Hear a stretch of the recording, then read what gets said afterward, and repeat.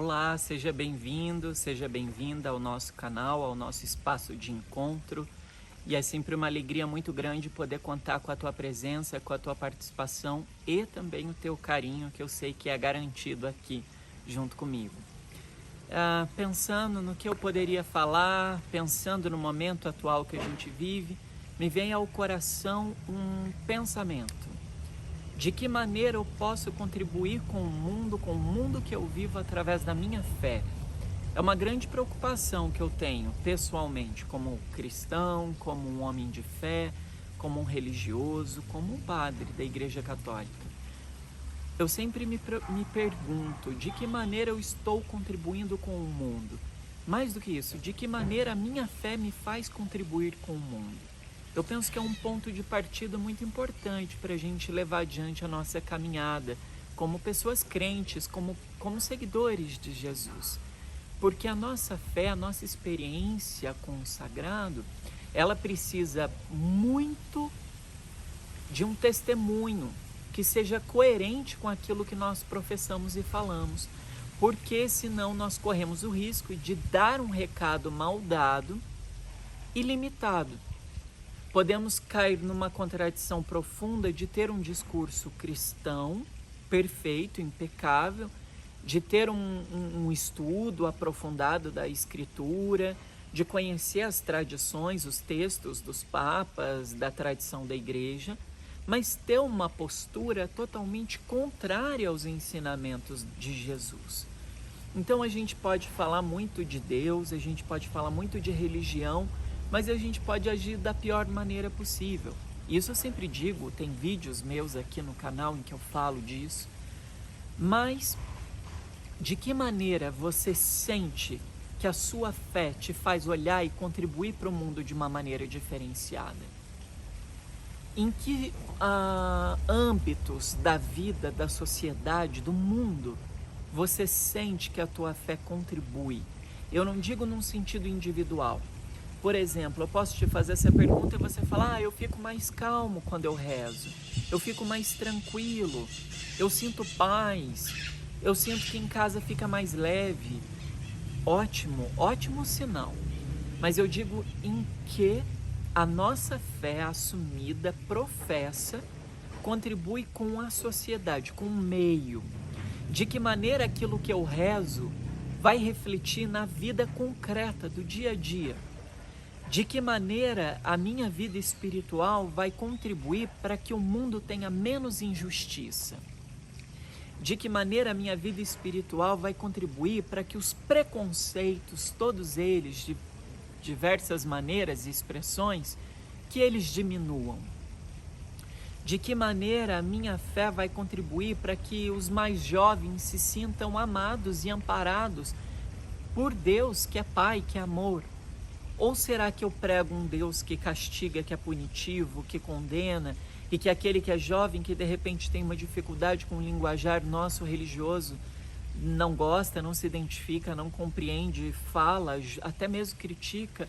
Será que a gente vai falar, olha, Deus está vendo tudo que você está falando e você vai ser condenado por isso?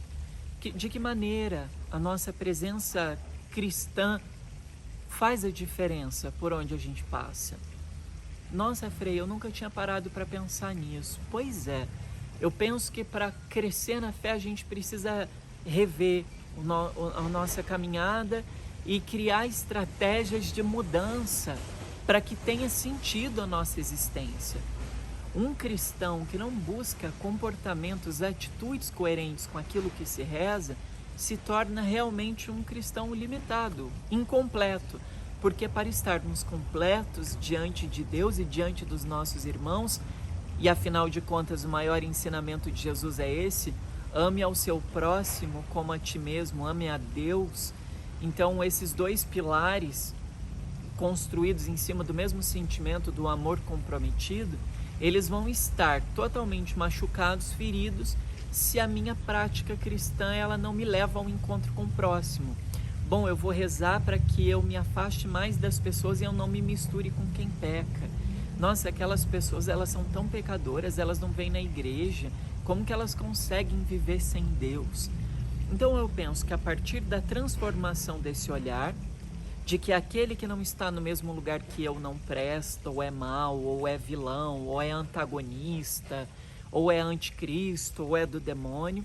Enquanto eu não transcender essa mentalidade tão arcaica de que aquela pessoa que não fala da mesma maneira que eu, não faz parte do mesmo grupo que eu, ela é endemoniada, enquanto a gente não superar essa mentalidade tão incompleta e complexa, a gente não consegue marcar e mostrar para o mundo que nós fazemos a diferença. Porque nós corremos um sério risco, hoje em dia principalmente, de formar um grupo de pessoas privilegiadas que rezam, que são abençoadas por Deus, e que outras pessoas que não rezam não são abençoadas por Deus.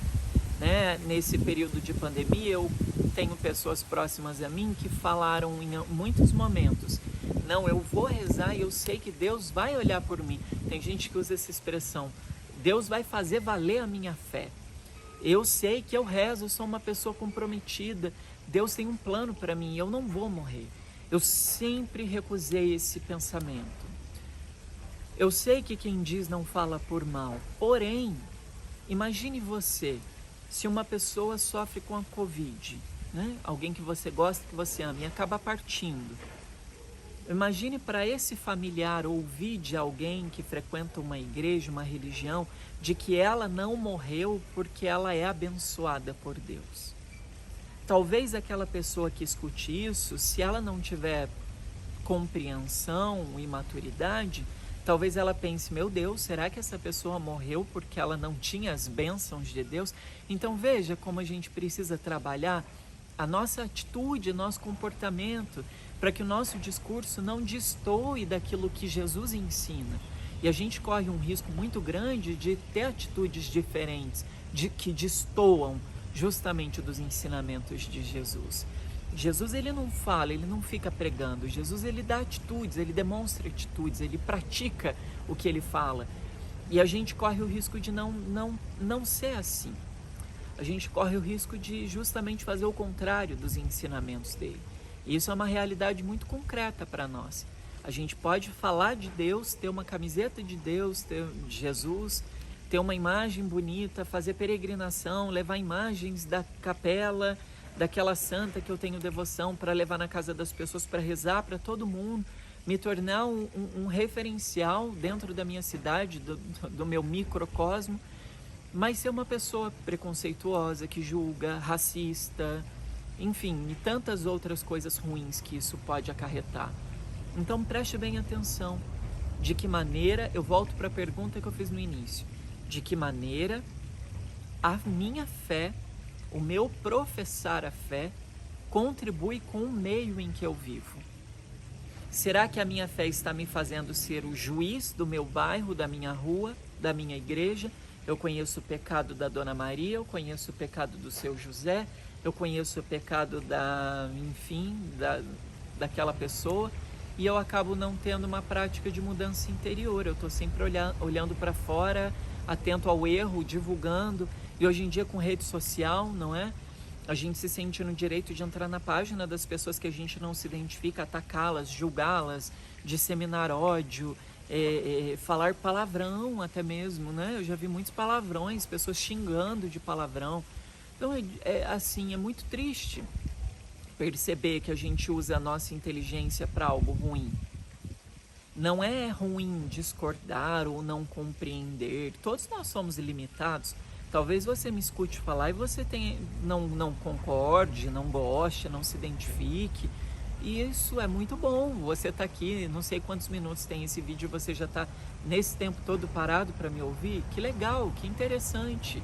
Então a gente tem que fazer da nossa ignorância, do nosso preconceito, um instrumento, uma alavanca para o nosso desejo de conhecimento e de mudança. Então eu não posso ser uma pessoa: mas eu cresci numa comunidade simples, eu fui criado pelo meu pai não era uma pessoa que teve isso, aquela pessoa que me criou, ela não tinha o costume de ser carinhosa. Então a gente tem que deixar de usar a desculpa de termos pessoas à nossa volta que não são carinhosas, ou que são assim, que nasceram assim, foram assim para o resto da vida, para uma atitude maior, mais elevada, mais comprometida, mais coerente com o conteúdo de Jesus. Jesus ele ensina coerência.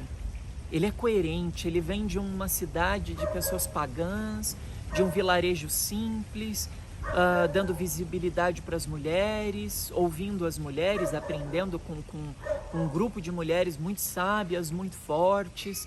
Ele aprendia com a sua mãe, ao mesmo tempo que Maria é discípula, ela também é mãe, ela também ensina o filho, Jesus homem, histórico. A gente tem tanto conteúdo bom para a gente buscar uma transformação profunda, que a gente não pode viver somente de um Deus que faz milagre.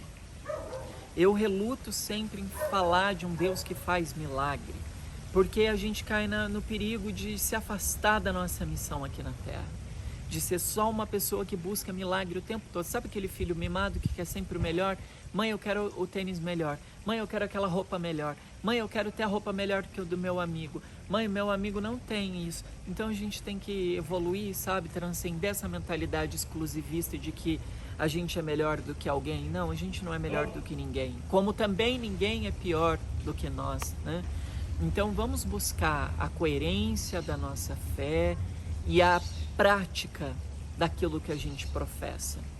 E aí sim a gente pode pensar, não é algo que a gente tem uma resposta pronta, é algo que a gente pensa, é algo que a gente medita. De que maneira a minha fé contribui com a transformação desse mundo? Vamos pensar um pouquinho sobre isso. Escreve aqui, eu quero ler um pouquinho o que você pensa, o que você sente, o que você vive no seu dia a dia através dessa partilha que nós fizemos aqui. Um beijo. Deus abençoe. Deixe o seu like.